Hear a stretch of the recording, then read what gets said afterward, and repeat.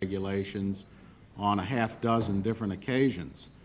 I might add, though, to be absolutely correct, that the particular provision that we are dealing with today, while it is very similar to the public access regulation that has been scrutinized and indeed vetoed by the Congress before they were somewhat changed, is not in our public access regulations, but in what we call our special access regulations.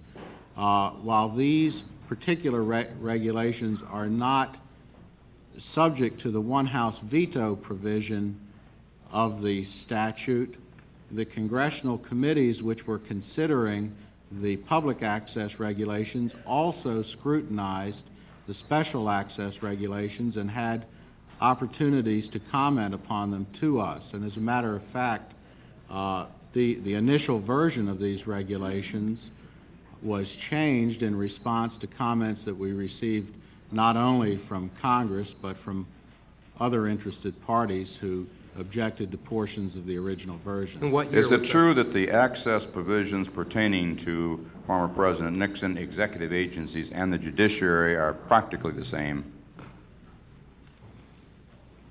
Yes, the provisions are the same. Senator Zirinsky. Well, thank you, Mr. Chairman. Yes, and I think our final question is from Senator Santos. Yes, thank you. Dr. Warner, let me quote from your testimony. In regard to the subpoena, you say that I'm hereby notifying you, this is in a letter to Mr.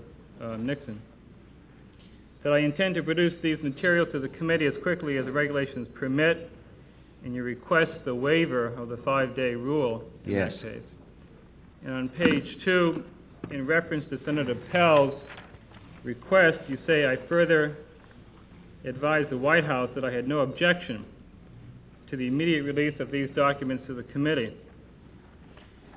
Is it fair to restate that literally one person stands between this committee and the materials that unanimously subpoenaed for yesterday, and that one person stands between this committee and having those documents by Friday, and that one person is Richard Nixon?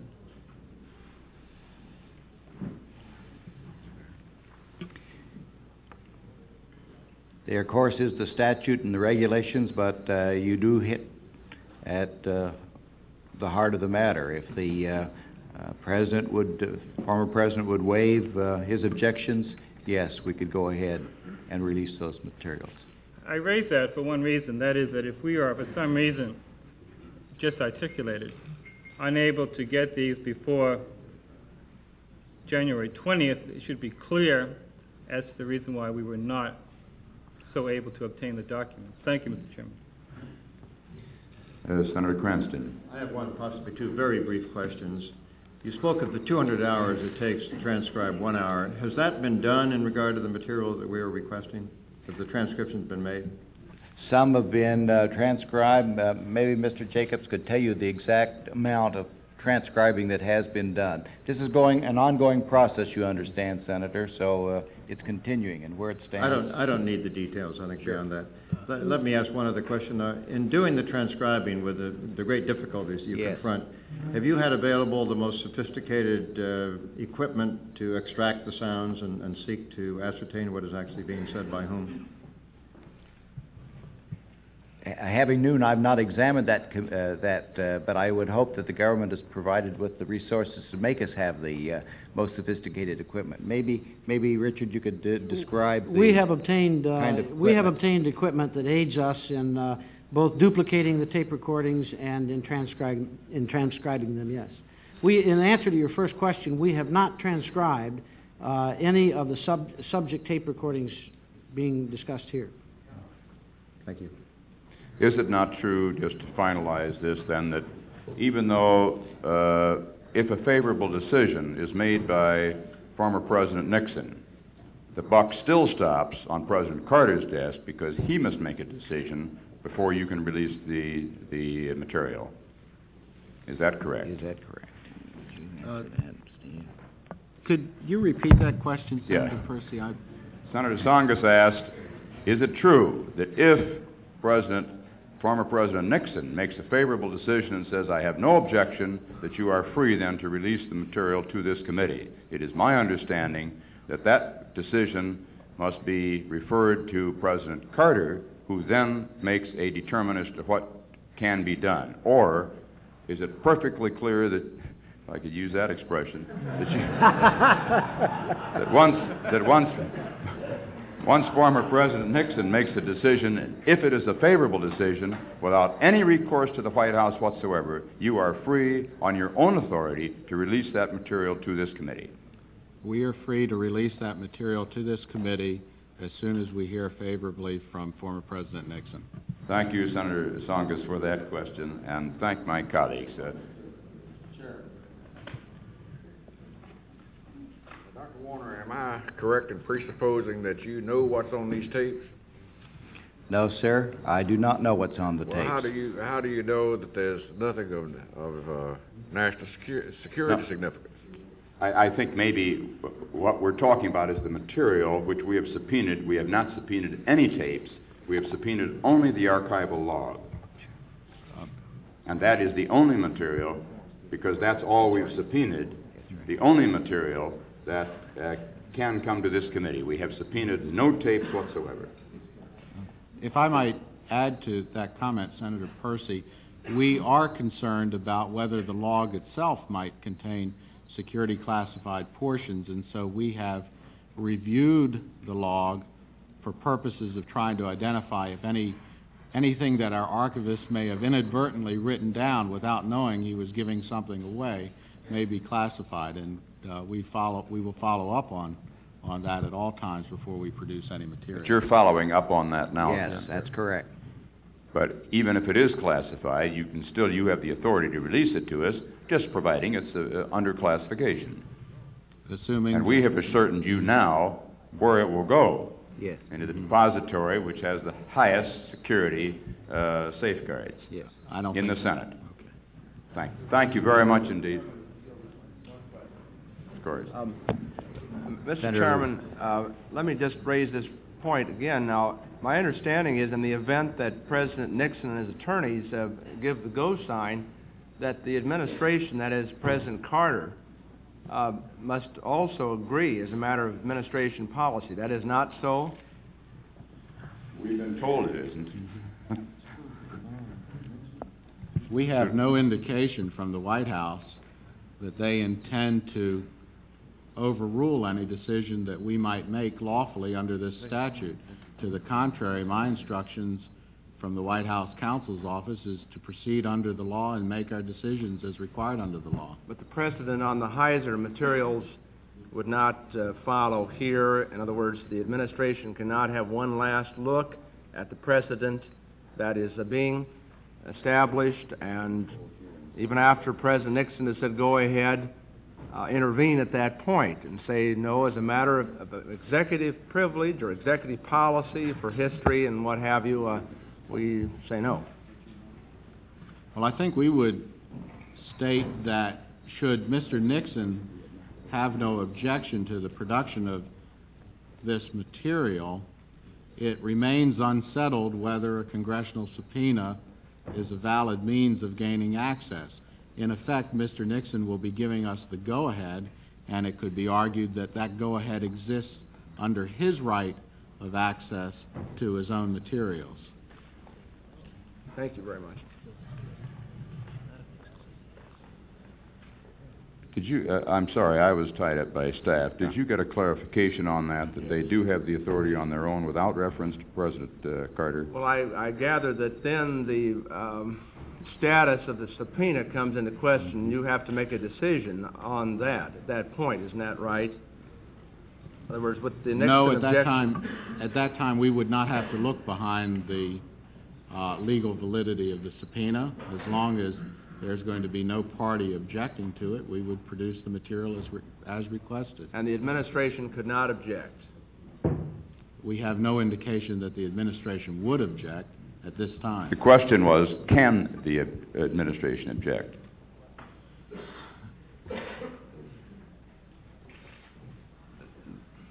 I guess that's a very tough legal question.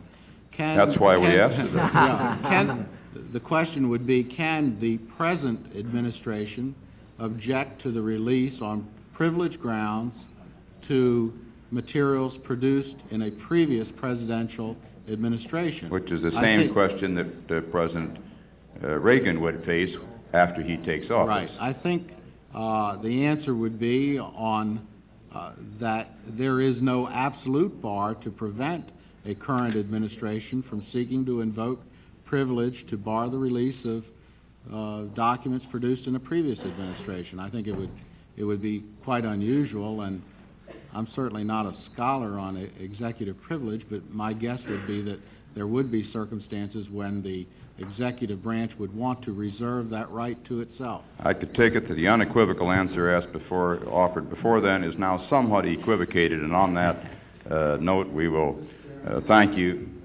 Yes, of course. On page 2 of your testimony, you state that you have transmitted the other materials to the White House, that they will check with the Department of Justice, see if it's lawful to give those to the committee. That's correct. Can you tell me, though, are any of those what you title pertinent materials, are any of those classified, and have all of them been made public already, or is there new material in that that has never been released that you sent to the White House today? Perhaps, Mr. Jacobs, you could describe more precisely the content of those materials. Answer the Senator's question. I'm afraid Steve may have better information on that. All right. Mr. Garfinkel may have better information on that than I. From our examination of these materials, we found only 2 documents that had one word in each document that we felt was probably security classified. The word is completely irrelevant to the inquiry of the committee, and so we deleted it before we referred that to the White House. Okay, but have all these documents already been released in times past, or have they been subject to public comment? These are not documents that have been made publicly available in the past, no.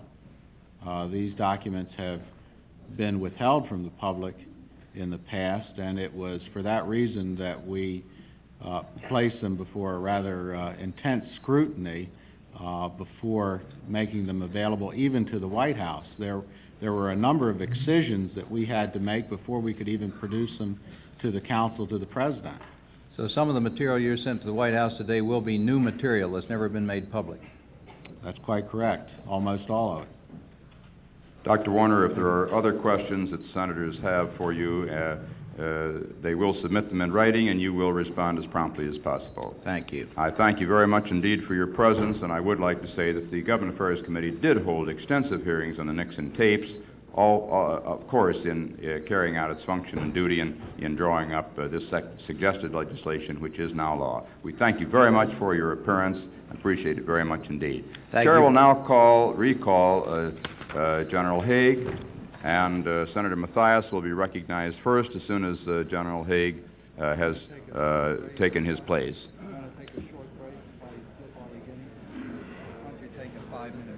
Oh, we've only come back here an hour and 15 minutes.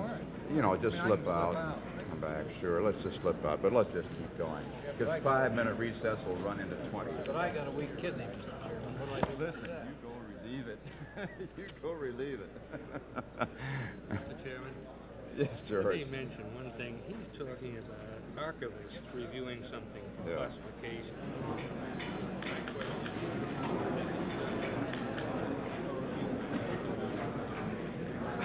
All right, I will submit this question for record.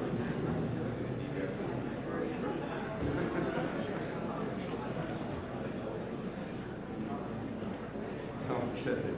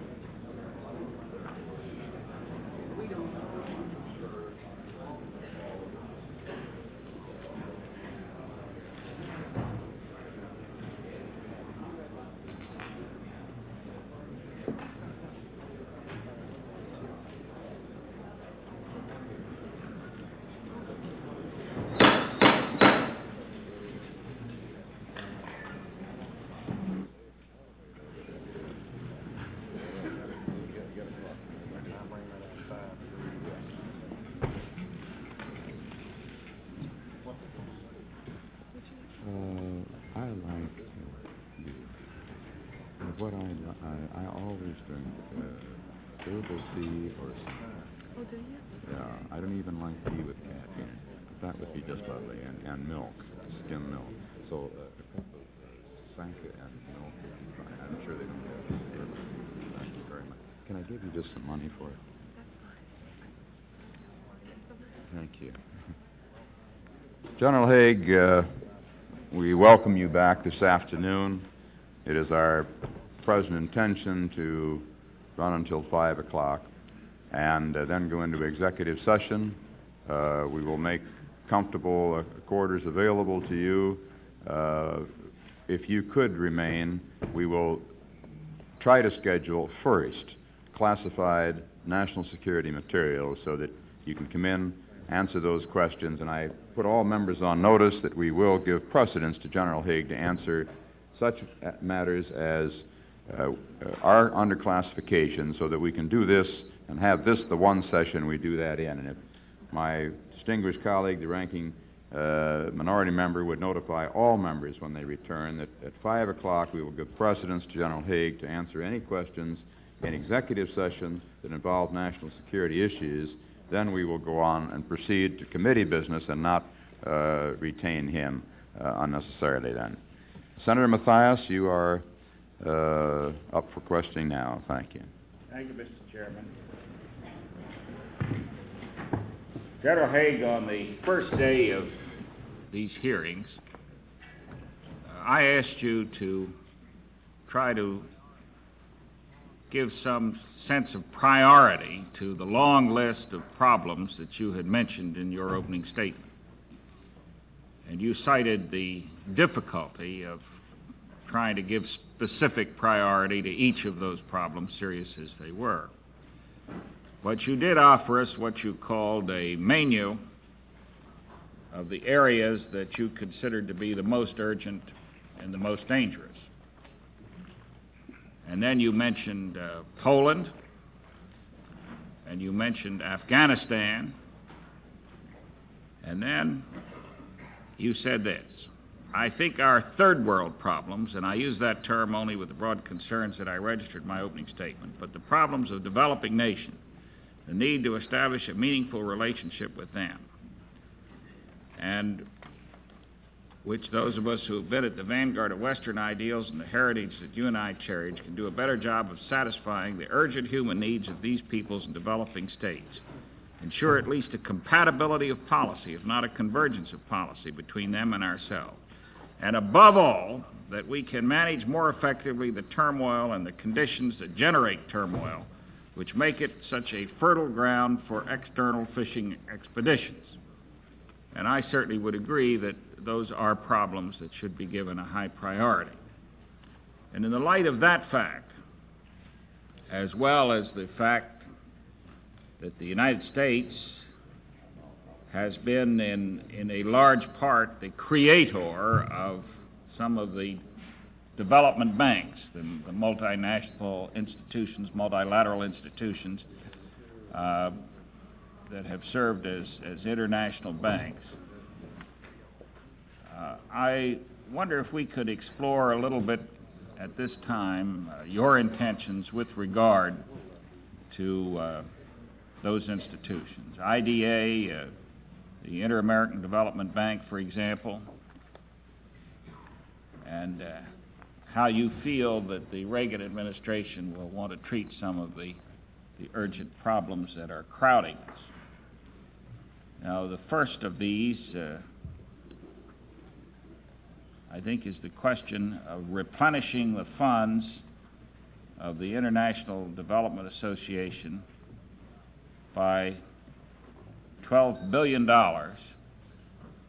for 1979-1981, which, as I understand it, will result in a reduced United States share of some 27%.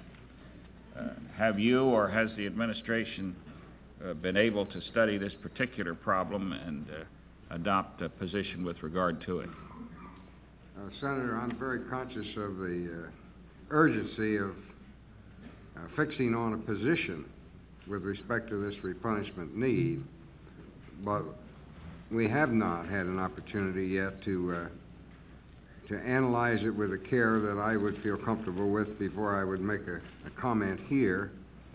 And certainly, above all, I haven't had the opportunity to discuss it yet with the President-elect. As you know, there is some language in our Republican platform, the subject we discussed earlier today, which expresses a preference for bilateral as distinct from multilateral arrangements. And on the surface, that, of course, suggests that we have greater influence over the use to which those funds are made, and perhaps U.S. interests may be better served in that form, and it's certainly easier to manage. And I think the question of how our national interests are best served and what is the best in the context of the expenditure of our taxpayers' money with respect to these activities. I think clearly we have a replenishment problem we have to focus on, I think, by March, if my memory serves me correctly. If we're thinking of partisan doctrine in regard to these institutions, I would just recall that in the case of some of them, I believe IDA and the Inter-American Development Bank, they were in fact Republican initiatives. They were established during Republican administrations. They have the imprint, the imprimatur of the Republican Party on them. And I would hope that the Republican Party would not back away from that very positive kind of contribution that it has made in the international financial field. Another pressing question with which you and we will have to deal is the proposal that has been made by the current administration to double the capital of the World Bank, which will enable it to continue to expand its lending, but with very little budget impact on the United States. Now, this can have very important consequences, positive consequences for the United States. For example, the proposal of the World Bank to encourage the production of oil in non-OPEC countries, which is dependent upon the contributions by many nations to that program, and which it is estimated could produce as much as 1.5 million barrels of non-OPEC oil daily. Again, could you comment on the replenishment or the doubling of the capital of the World Bank?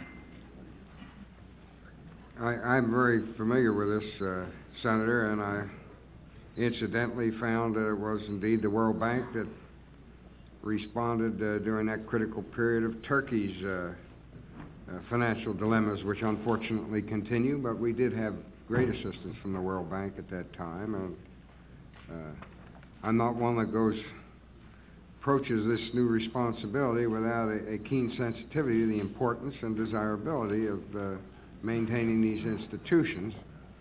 And doing so, I think, within the concept of the party platform, each case must be looked at with great care. And I can commit myself to do precisely that. Well, I'm glad you mentioned the case of the World Bank's assistance to Turkey, because that's a very good illustration of the interrelationship of these financial needs of countries such as Turkey to the whole security problem. Turkey being a very important member of NATO, and whose loss, if it had fallen into complete chaos, would have been a sore problem for all the NATO countries and for the United States in particular. There has been an agreement to complete the replenishment of the Inter-American Development Bank and the Asian Development Bank. That agreement was negotiated, but it was not authorized by Congress in the last year, and I'm sure that the attitude which the administration takes will be important in the considerations of the Congress this year. Are you prepared to make any statement on those two institutions? Well, I think basically I'm conscious that there's some controversy here in this body and in the Congress at large on this subject, and that controversy is headed for your desk. Precisely. The one thing that I do want to be sure of is that hopefully we don't lose too often. And hopefully that when we come forward with a proposal from the executive branch, we have reasonable assurance that we will muster the necessary support here, certainly in the committee, but in a more broadly based sense from the Congress itself. Because those kinds of situations where the executive branch forwards and is not that proposal or initiative isn't sustained by the Congress, I think represent rather perplexing dilemmas for us, and they have ramifications worldwide which probably exceed in impact the particular issue itself in significance. Now, I don't want to continue to propound questions that are awkward for you to answer for understandable reasons, but I think it is useful to at least get some sort of sense of the urgency and some sense of the complexity of the problems that lie just ahead of us. Now, on the 1st of March, less than 2 months away, it is my understanding that IDA will become unable to make further loan commitments as a result of the absence of United States legislation to provide the American share of the funding for the sixth replenishment. That's less than 60 days in which to adopt some policy position with regard to IDA. And I assume that the same answers that you have given with respect to the other institutions would apply to that problem. And I'm not pressing you except to say that 60 days is going to pass very, very fast.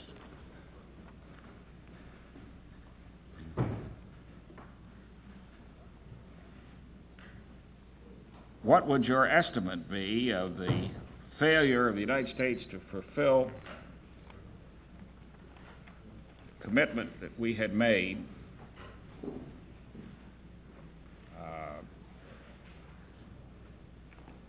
last October to the effort to obtain increased military spending by the NATO allies in support of their defense commitments?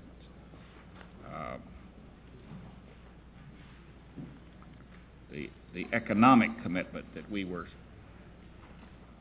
to have made by last October 1st. Will this be used by NATO allies as a basis for slowing down their related commitment to defense expenditures? Well, I think clearly, and I think I commented on this on Friday, that poor performance on our part has a very, very profound influence on European attitudes with respect to their obligations.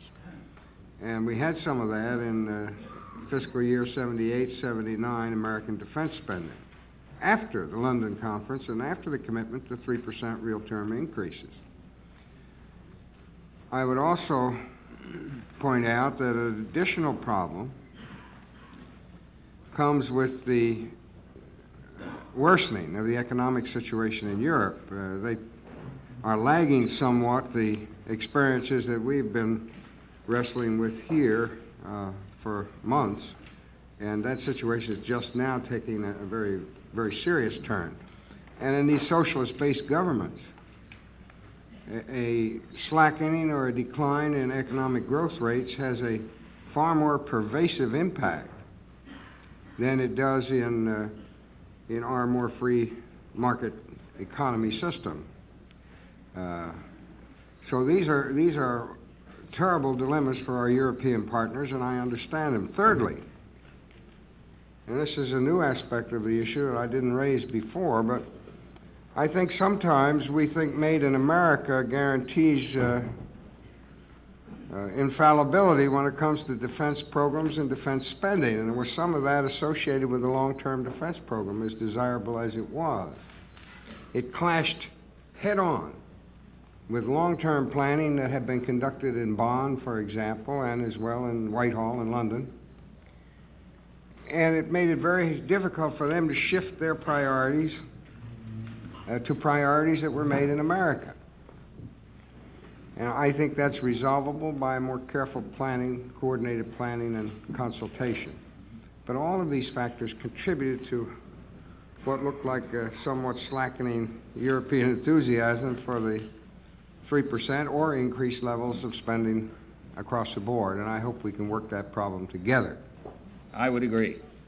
Now, you've already addressed yourself to the philosophical problems in choosing between multilateral programs and bilateral programs. I would hope in resolving those difficulties you would recall the generally accepted figures that in multilateral programs, other countries contribute $3 for every dollar which is generated by United States taxpayers.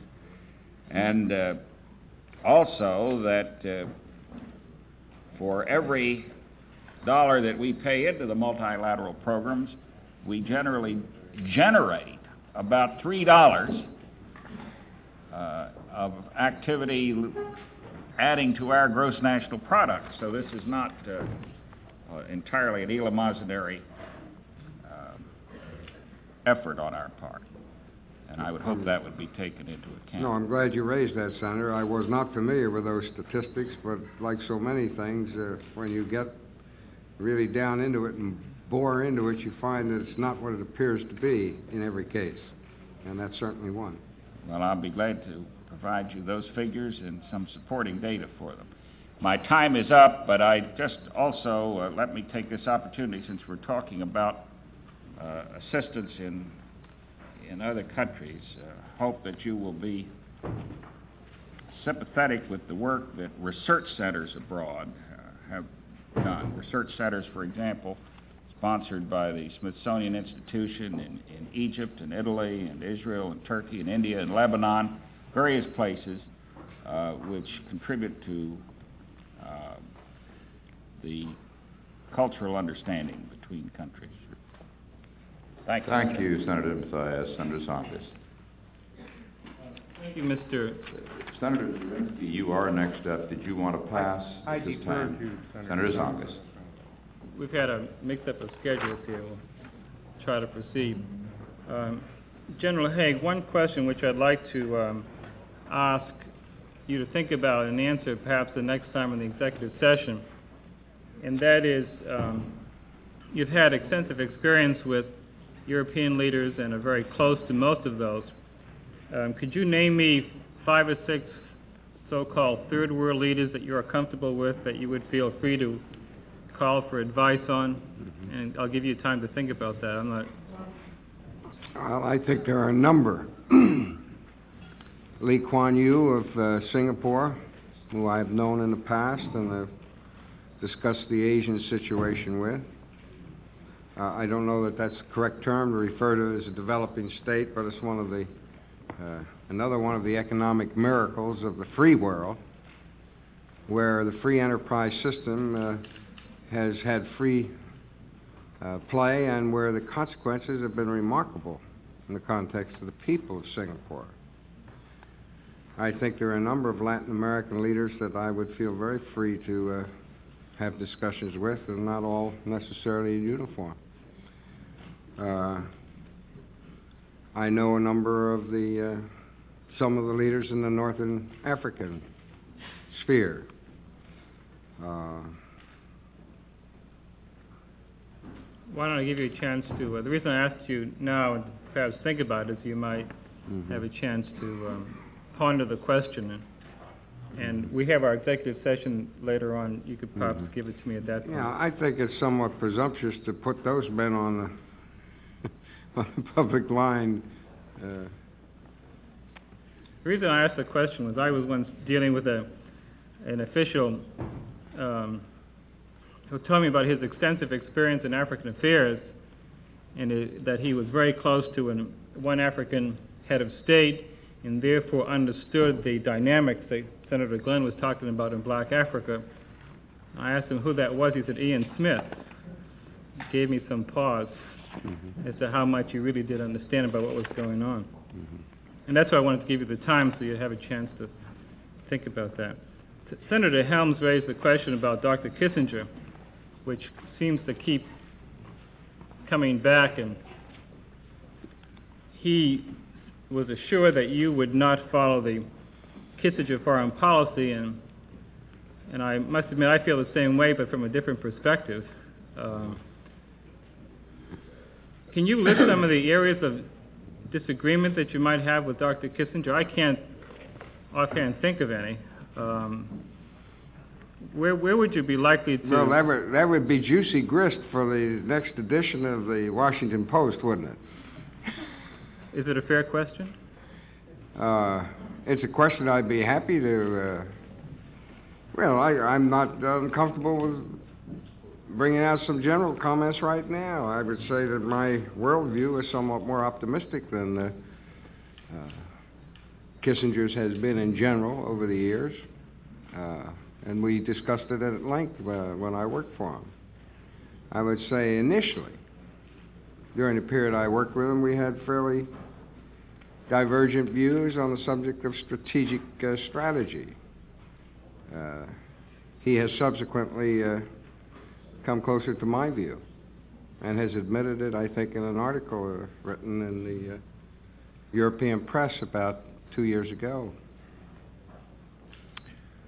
I suppose we had a number of differences from time to time in the Southeast Asia situation. And since we were in a hierarchical relationship, I expressed my reservations and concerns. And there was no question about it in Dr. Kissinger's mind that I disagreed. Now, we didn't always maintain those differences. We worked them out. And I would take exception to your comment that I said I would not pursue the Kissinger foreign policy. I don't want to suggest I would pursue anybody's foreign policy, but President Reagan's. I was simply restating what Senator Helms had said. Yeah. But you understand here, I'm not, I don't think it serves any purpose for me to sit up here and talk about past history in the context of whether or not I differ with Kissinger or I don't. There are probably a number of things I differ with him. The number that I don't differ with him on, and I hold him in very, very high regard. Well, let me indicate the areas that I disagree with him on, and perhaps we could explore those. One of my predecessors in Massachusetts, John Adams, that wasn't quite how I intended it to come out, but let it go at that, said in the Declaration of Rights of the Massachusetts Constitution, indicated that we are a nation of laws, not men. And you often hear that, and I think it's very important. And speaking for myself, I'm not sure that Dr. Kissinger exactly felt that way. And let me review two instances. One is the issue that I've raised with you before, and that is the U.S. involvement in Chile, specifically the September 15th, 1970 and October 15th, 1970 White House meetings that Dr. Kissinger participated in, where the subject matter was the prevention of Allende from assuming power that he had won an election. And you and I had a discussion. I think we agreed that there is a question, in your mind at least, and certainly in mine, as to whether Article 18 of the OAS Charter had been violated. The second issue that was clearly under his responsibility was the bombing in Cambodia. And I would contend that certainly the bombing that took place there post-March 1973, when all Americans were out of Cambodia, was in violation of the Cooper Church law. And what happened in my mind is really quite simple, and that is that Dr. Kissinger and President Nixon decided that they would not be constrained by the laws of this nation. And I think the issue at that point was that we became a country in which we were a nation of men, not laws. And I think that 200 years of a tradition in the United States where we follow the Adams dicta is very important. What I'd like to do at this point is to ask you your view on three areas that are involve foreign policy for which there has been either legislation or executive orders, and see whether you would be comfortable with those. The first, and I really hesitate to raise it because it's such a nasty subject, but it was the cause of this book that I quoted the other day, and that is the issue of assassinations. There's an executive order, and I'll read it. No person employed by or acting on behalf of the United States government shall engage in or conspire to engage in assassination. That was issued by President Carter, as you know, on January 24th of 1978. Would it be fair to say that you have no problem with that executive order? Well, Senator, just to reassure you, I would like to suggest that before that order, and in my living memory, that has been an anathema to any responsible American official, and it would be and continues to be to me. I appreciate that, and I commend you on your statement. The second would be the issues embodied in Article 18 of the OAS Charter, and that is the overthrow of a democratically elected government. Would you be willing to state that you would not be in favor of so doing? Yes, but in so stating it, I think it's necessary to qualify democratic installed government. I think you know this in the past in our country has been a very subjective issue, and the criteria applied is frequently either distorted or misunderstood or ill-portrayed. And I think within the context of the, I'm sure, benign intent of your statement, that I would be very comfortable with that. Saving my third question, would you have the same sentiments on governments that were not democratically constituted? Would you draw a distinction between one where a head of state came to power by an election and one where the state... I think some questions here... Senator Pell has suggested that you pull that mic forward a little bit more. Yes. Someone might have pushed it back. It is hard, I see people straining in the audience to hear. Yeah, there's a lot of pushing and shoving here today. You mean just pertaining to the mic, you mean?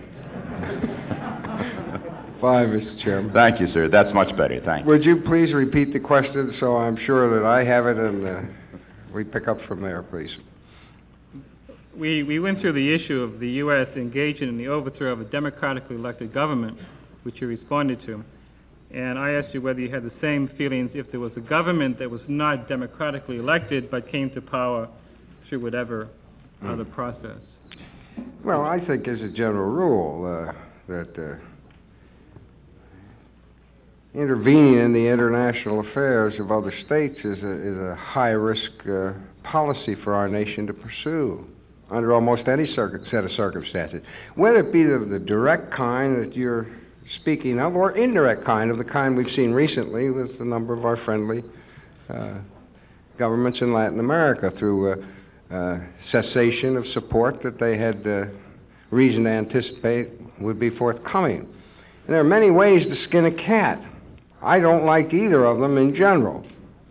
And I would hope that intervention into the internal affairs of states, whether they are democratically derived or came in through a more unfortunate route.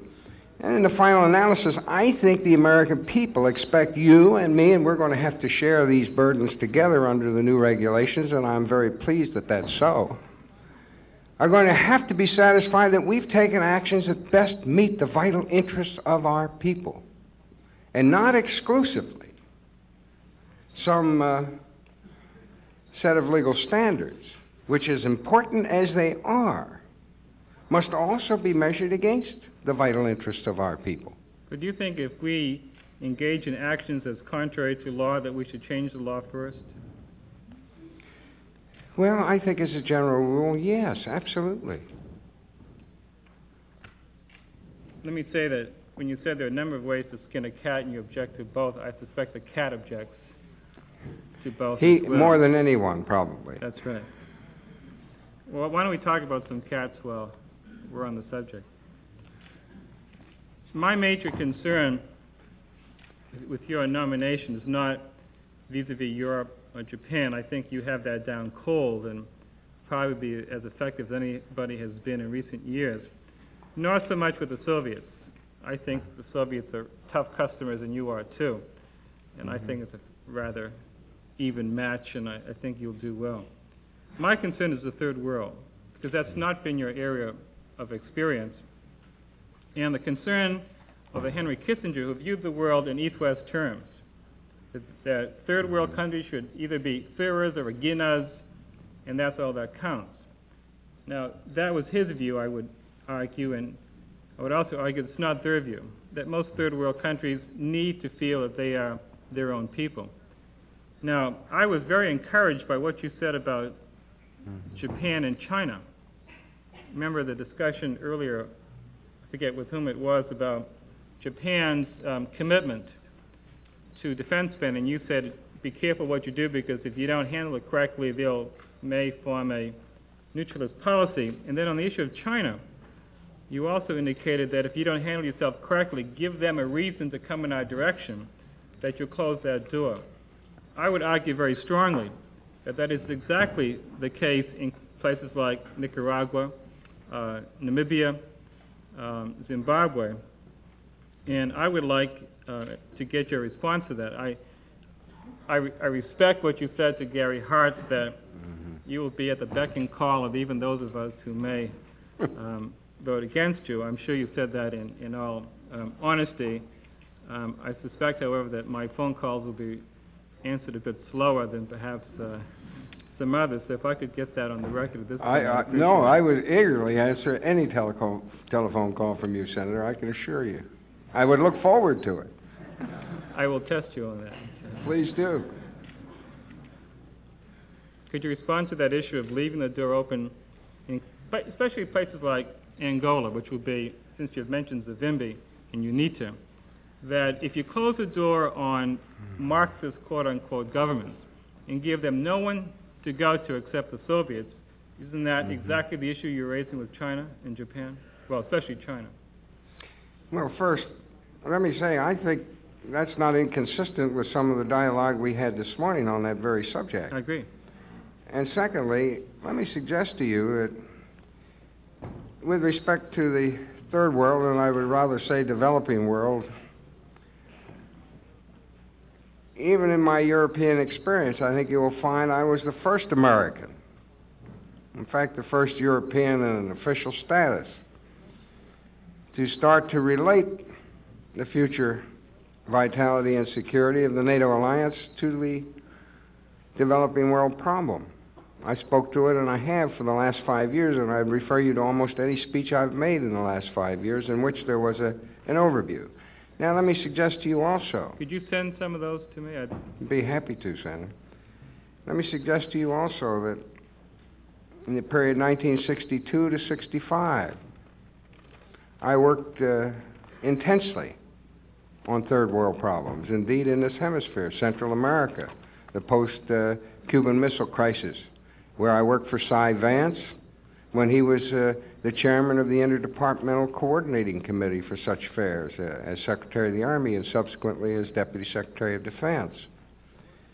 I worked in the Army staff as a planner, at which time I made the first survey for Jack Kennedy of Iran, and contributed to the recommendations that went to President Kennedy for the initiation of the first 5-year program of the United States for the development of Iran, a program which incidentally was highly successful. I don't feel self-conscious about my developing world credentials. I wish they were greater, but I suspect they are as high as any man that's appeared before this committee to be endorsed as potential Secretary of State. And so I'm somewhat puzzled by your statement. That was the reason for my first question as to which leaders you feel comfortable with.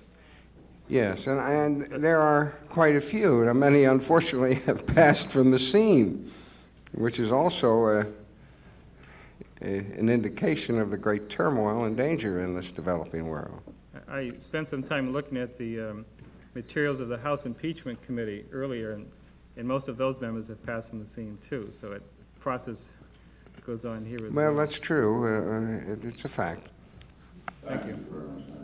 Senator Pell has a unanimous consent request.